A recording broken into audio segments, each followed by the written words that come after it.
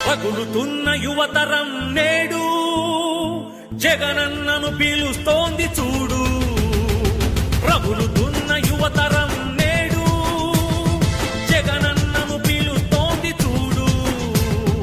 అణగారిన దీనులకు దీపమై వెలగాలి, బానిసైన పేదలకు తోడుగను నిలవాలి. జాగు చేయక జెండా పట్టవయ్యా, అభివృద్ధికి బాట వెయ్యవయ్యా.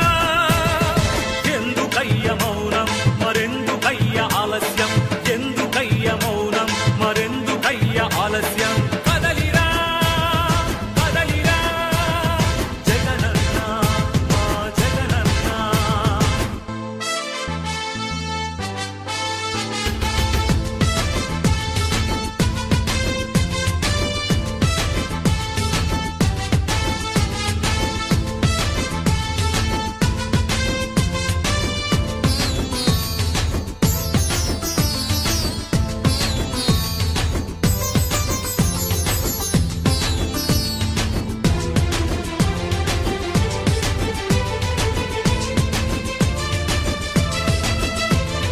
ఫ్యాక్షనిస్టు అన్నారు, రౌడీ రాజ్యమన్నారు, ప్రాణానికి ప్రాణమైన తాతయ్యను చంపారు.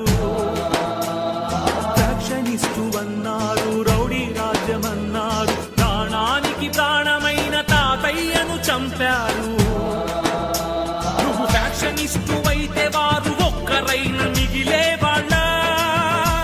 ఇది రౌడీ రాజ్యమైతే వాళ్ళు బతికి బట్ట కట్టే వాళ్ళ. అడుగన్నా వాళ్ళ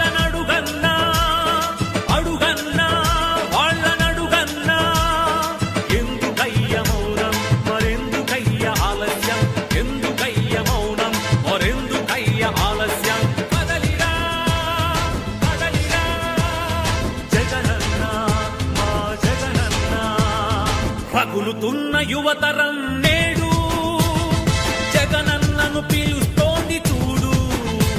అన్నా నేను ఎంబీఏ చదవాలనుకున్నాను, అది నా కోరిక. కానీ మా అమ్మ రోజు కూలి అన్నా, మా నాన్నగారు లేరు, చనిపోయారు. మా అమ్మ రోజు కూలి 200 మాత్రమే కేవలం. అన్నా ఇప్పుడు ఉన్నటువంటి ఎంబీఏ కాలేజీకి వెళ్ళి ఫీజు అడుగుతుంటే 60,000 70,000 చెప్తున్నారన్నా. ఎక్కడ తెచ్చి కట్టాలన్నా, ఏమి అమ్మి కట్టాలన్నా? మా అమ్మ రోజు కూలి 200 అన్నా, ఎలా చదివించగలదన్నా నన్ను? అన్నా మహానేత మా అనుభావుడు వైఎస్ రాజశేఖర రెడ్డి గారు అధికారంలో ఉన్నప్పుడు పూర్తిగా ఫీజు రిమెంట్మెంట్ అయ్యేదన్నా. మీరు మళ్ళీ అధికారంలోకి వస్తే ఫీజు రిమెంట్మెంట్ పూర్తిగా ఇస్తారని, నాలాంటి పేద విద్యార్థుల జీవితానికి భరోసా కలిగిస్తారని ఆశిస్తున్నానన్నా. రగులుతున్న యువతరం నేడు జగనన్నను పిలుస్తోంది చూడు.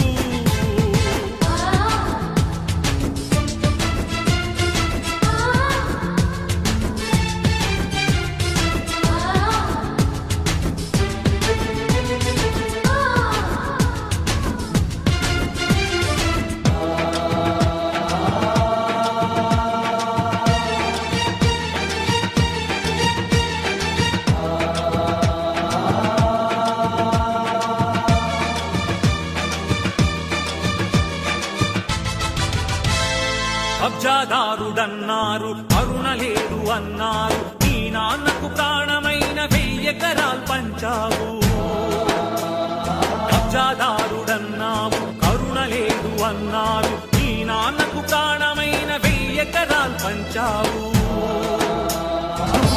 ఛాలెంజ్ చేస్తున్నాం. 43,000 కోట్లని మీరు అంటున్నారు కదా, దాంట్లో 10 పైసలు భాగం మీరు ఇస్తారేమో చెప్పండి. నా ఆస్తులు ఆడ గవర్నమెంట్ సంతకాలు పెట్టారు. రెడీనా? కబ్జాదారుడవైతే పేద బతుకులకు చోటుండేదా? నీ చలువ లేకపోతే పసి పలకలకు పలుకుండేదా? అడుగన్నా వాళ్ళనడుగన్నా, అడుగన్నా వాళ్ళనడుగన్నా. ఎందుకయ్య మౌనం మరెందుకయ్య ఆలస్యం? ఎందుకయ్య మౌనం మరెందుకయ్య ఆలస్యం? కదలిరా కదలిరా జగనన్న మా జగనన్న. రగులుతున్న యువతరం